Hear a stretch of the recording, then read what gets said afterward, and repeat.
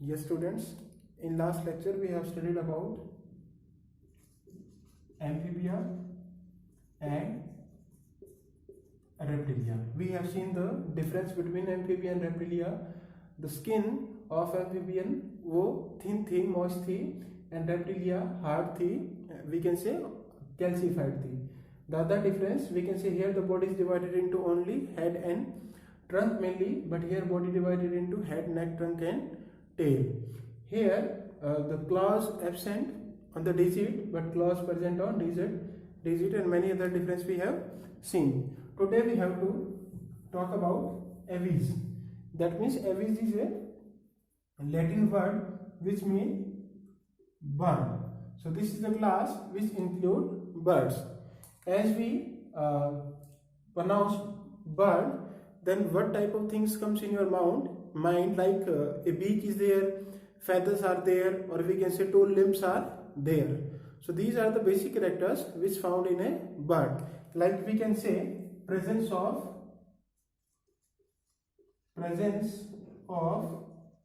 beak, then presence of feathers. These two characters which immediately comes in mind when we talk about bird. So there is a presence of beak and second the feather.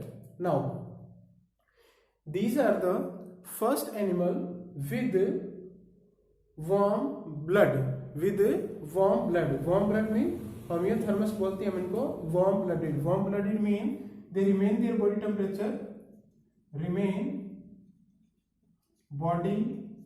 temperature constant. As in human being, we can say our body temperature is 37 degrees Celsius, which remains same in all type of, we can say, environmental conditions.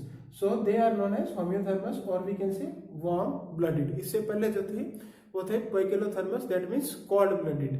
उनका temperature body के साथ साथ outer temperature के साथ साथ change होता है. तो they are warm blooded. And first we can say animal with 4 chamber heart. इससे पहले क्रोकोडाइल था, but crocodile was, we can say, exception in reptilia.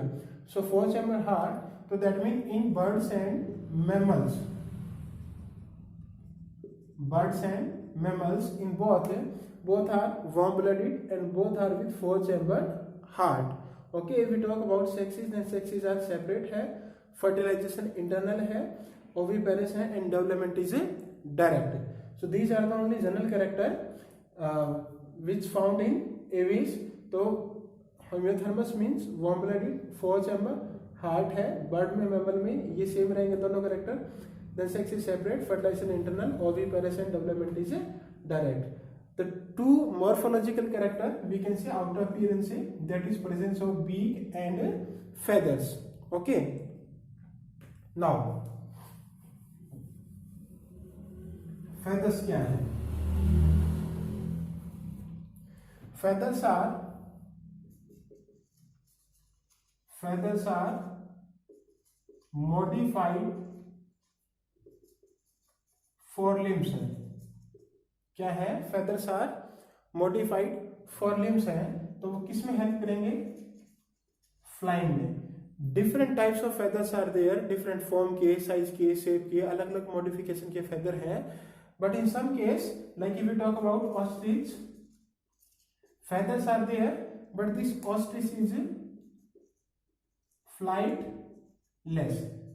2-3 other birds are also there which are flightless, but we have to do this only ostrich flightless, otherwise the feathers help in flying.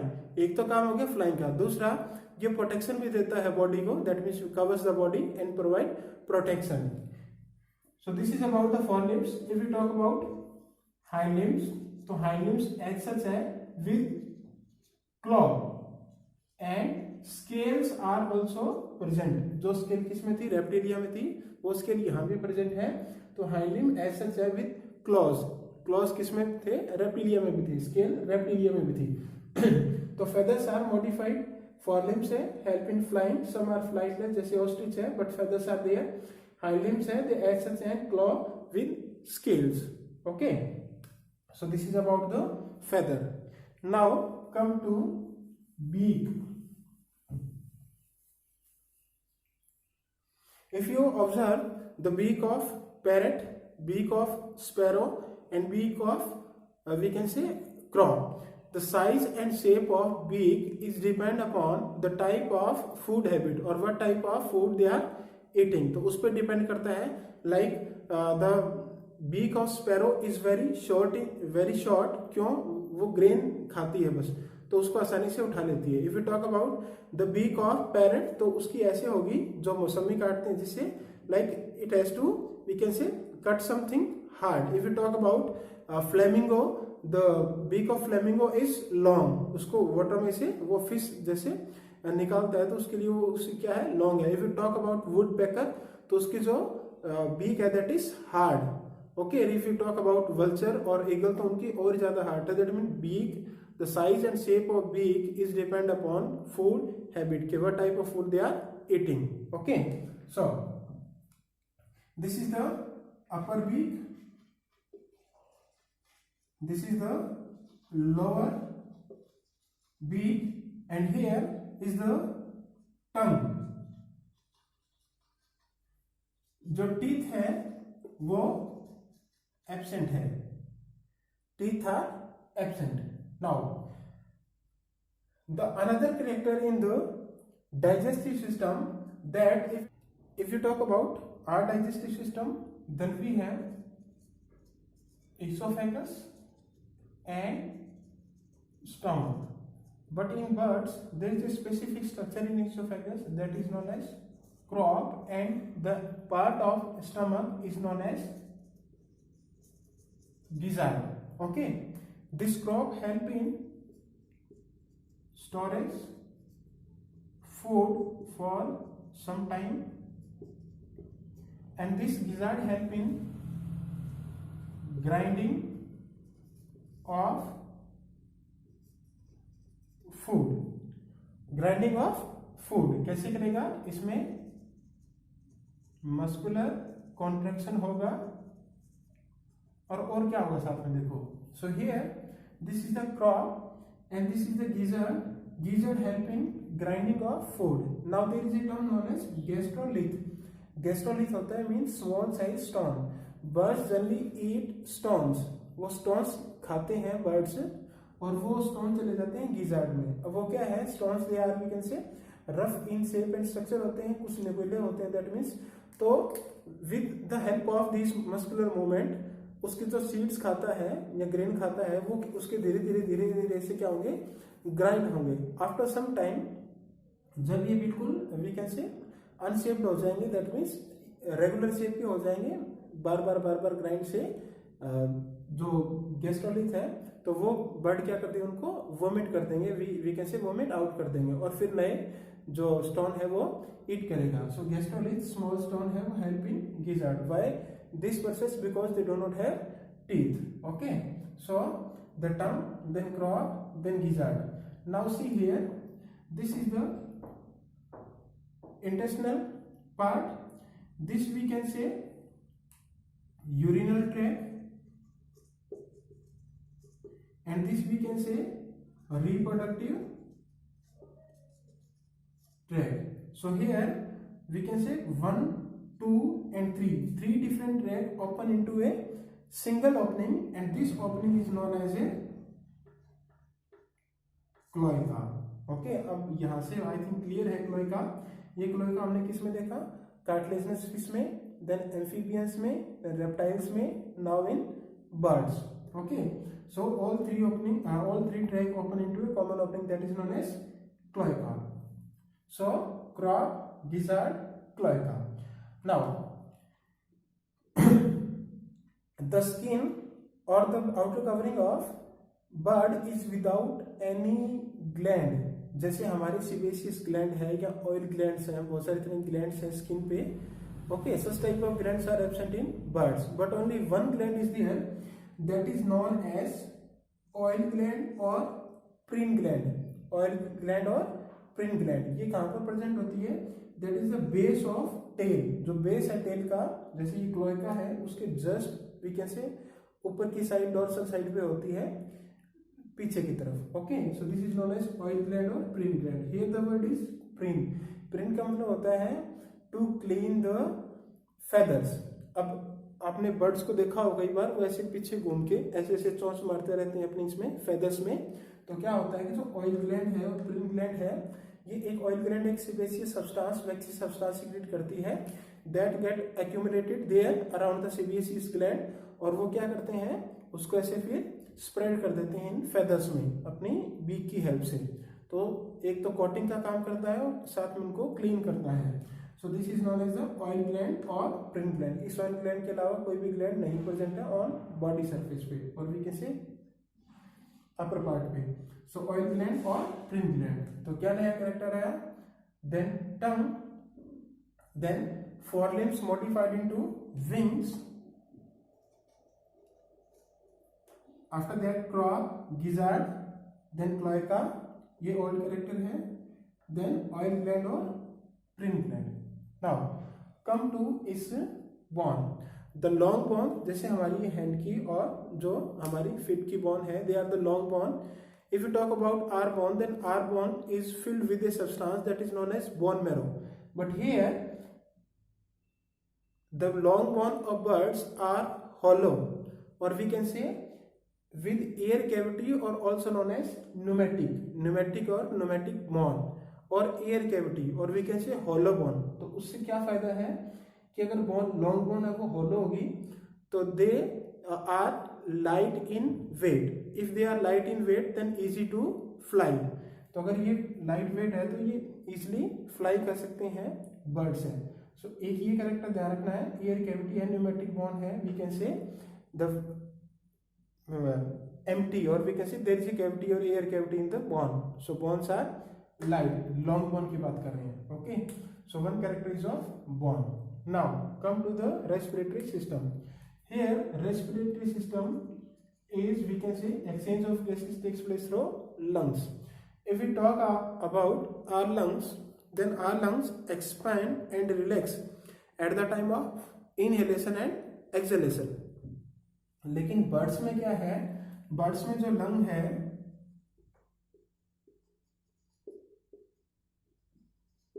वो अपनी जगह पर रहता है। Okay, but there are some we can say balloon like structures are attached with these lungs known as air सैक्स।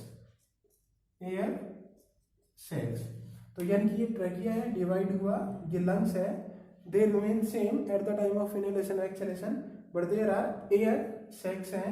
ये air sacs क्या करेंगे, expand and we can say relax और रिलैक्स करेंगे। ओके, तो इससे क्या फायदा होता है कि जो सरफेस एरिया है रेस्पिरेशन के लिए वो बहुत ज़्यादा बढ़ जाता है, that is necessary for flight, we can say more energy. तो लंग्स है वो एज इट इज रहते हैं, बट लंग्स के साथ क्या एयर सैक है, वो बैलून लाइक स्ट्रक्चर है, एक्सपेंड और रिलैक्स करेंगे। Is clear? तो ये लंग्स का स्पेसिफिक कैरेक्टर हो गया, ये बोन का हो गया, crop and gizzard digestive system का हो गया, ये ऑयल ग्लैंड का हो गया। Then here is beak, not teeth, then forelimbs get modified into wings. Okay, and first animal with warm blood और they are the warm blooded animal. So this is about the general characters of aves और birds. तो ठीक है, इसको थोड़ा सा फिर देख लो।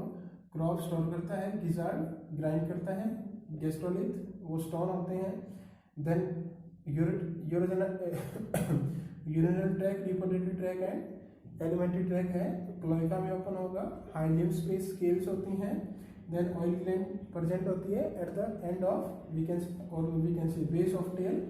उसके बाद में होल है, हॉलो है, न्यूमेटिक और एयर कैविटी है, लंग्स के साथ क्या है, एयर सेल्स है। Okay, so these are the characters of aves। I hope these characters are clear now। okay, so this is the last class, that is mammalia of this chapter। so there is a complete detail of we can say human being, that is also a mammal, and some other animal, or we can say in different ways। so we will not discuss more about, only strictly follow the NCERT, the lines given। so if we talk about habitat, then there is a variety of habitat, that means like polar bear, that they live in polar areas। if we talk about dolphin is a mammal, not a fish। okay, तो वो पानी में रहती है। if we talk about bat, तो वो aerial है, किसी प्लांट में किसी और जगह रहती है, तो that means some are terrestrial. Okay, but the word mammal comes from a word mamma, or we can say mammary gland. It means breast. Breast means breast से आया फिर breast feeding, to feed the milk to their young ones. तो pair of mammary gland present होती है, female की बात करें तो वहां से वर्ड आया मेमा और mammalia. So variety of habitat is there. Mammary glands हैं इन पेयर है. 2 पेयर ऑफ लिम्स है.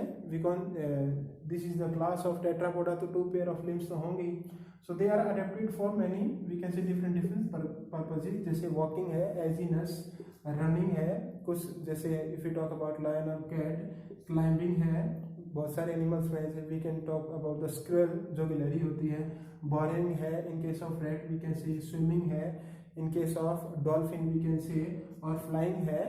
Okay, in case of we can say that bat, but bat में कुछ स्किन की भी मॉडिफिकेशन होती है साथ में. एंड तो first character is memory gland, that is very specific. And second is presence of hair.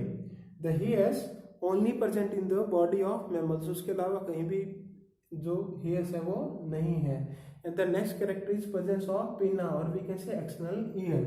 तो ये pinna, hair and mammary gland. These are the 3 specific characters which are only found in we can say mammals. Okay. After that there are different types of teeth. If you remember, जैसे कहीं पढ़ा हो तो incisor है, canine है, premolar है, molar है.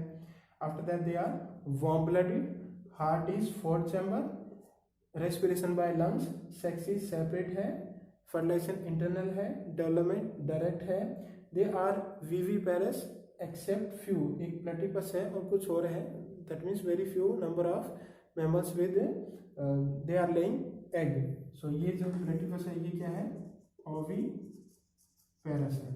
We can say most of are viviparous. So 3 important characters are there. One is presence of mammary gland, then possess hair, and then presence of pinna. Okay, so these are the 3 we can say specific character in mammalia.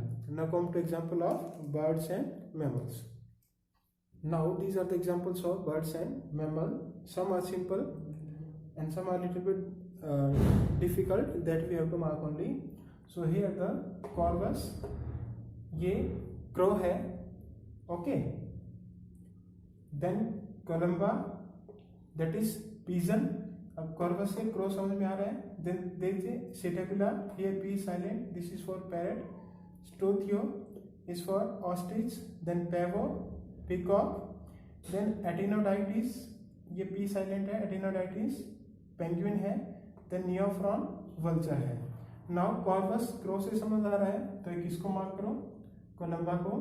Then psittacula, P silent here, P for parrot ऐसे ध्यान रखना. Then struthio, ostrich, इसको mark कर लो. Then Pavo, peacock से समझ में आ रहा है. देन एटिनोडाइटिस, पेंगुइन, ये इसको मार्क करो. देन नियोफ्रॉन, वल्चर, एक इसको मार्क करो. नाउ सी रखिए ऐसे. Ostrich is the flightless bird है. ये क्या है? This word is flightless है. And if we talk about penguin, तो penguin में feather की जगह होते हैं flippers. क्या होते हैं? flippers.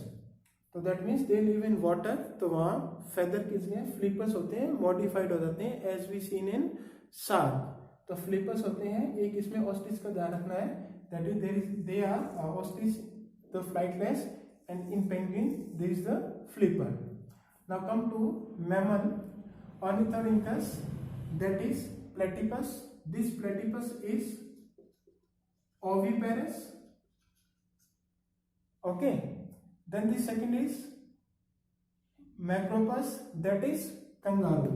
ये जो कंगारू होते हैं they are known as marsupial animals or mammals. If you seen कि इन यहाँ पर एक पाउच होता है वेंट्रल साइड पे, उसमें छोटा सा बच्चा होता है, तो that is known as marsupial pouch. In the case of kangaroo क्या होता है कि that means they deliver the baby before is complete development. तो वो क्या करता है, they put in their pouch और उसमें फिर उसकी डेवलपमेंट होती है। ऐसे समझो कि like we sometime we kept the baby, newly born baby ने जो ग्लास हाउस होता है जिसको बोलते हैं हम नर्सरी बोलते हैं, उस तरह का ये काम करता है। ओके, तो एक ऑर्निथोराइकस इसमें क्या स्पेसिफिक है, that mean platypus they are oviparous, then Macropus they are the marsupial animal है, देन टेरोपस फ्लाइंग फॉक्स ये क्या है हमारी बैट है, देन कैमिलस कैमल से समझ में आ रहा है, मकाका मंकी से, एक इसको ऐसे मार्क कर लो थोड़ा अलग है, द रेटस रेट है no doubt, Canis dog if you remember, then canine एक ऑर्डर था हमारे पास कैनाइन वाला, जिसमें क्या आया था हमारे पास एक ऑर्डर था जिसमें फॉक्स डॉग और ये सारी आती थी हमारे। देन फेलिस कैट, फेलिस एक क्लास थी जिसमें क्या था कैट एंड लायन टाइगर जो भी थे, यानी कि पैंथरा वाले थे, पैंथरा जीनस के। देन एलिफेंट से no doubt, then equus is horse, in Hisar there is we can say horse farm है, पूरा साइंटिफिक रिसर्च सेंटर है, दैट इज इकस फार्म, उस पर देखना कभी सिरसा रोड पर है तो इकस फार्म, इसको ऐसे ध्यान रखना। तो ऑर्निथोरैंकस दैट प्लेटिपस इसमें क्या है ओविपेरस है, मैक्रोपस कंगारू ये क्या है मार्सुपियल है, देन टेरोपस ये फ्लाइंग फॉक्स दैट उड़ने वाली है, Camelus camel, Macaca monkey, Rattus rat, Canis dog ये ऑर्डर से आया, फेलिस कैट ये क्लास से आया, मतलब क्लास में इसी से वर्ड आएगी। सो एलिफस एलिफेंट से no doubt, equus horse, then delphinus नाम से ही पता चल जाएगा dolphin. Now come to this dolphin, इस डॉल्फिन में क्या होते हैं, like in all these there are the limbs, but in dolphin में क्या होते हैं फ्लिपर्स होते हैं, एंड ऑल्सो इन बेलेनियोप्टेरा जो क्या है ब्लू व्हेल है, इसमें भी क्या होते हैं फ्लिपर्स होते हैं। Now the dolphin and blue whale look like fish but they are not fish, they are mammals, and here ना तो इनमें क्या होते हैं लिम्स होते हैं, they are the form we can say flippers, वो एक चप्पू जैसा ऐसा बन जाता है फ्लिपर्स। तो अब देखो फ्लिपर कहाँ कहाँ है, flipper in penguin but this is a bird, flipper in dolphin and blue whale but this is they are the mammal, and flippers in the shark but they are chondrichthyes mean that are cartilaginous fish. Okay, तो ये ध्यान रखना है। Example किस किस का, one example of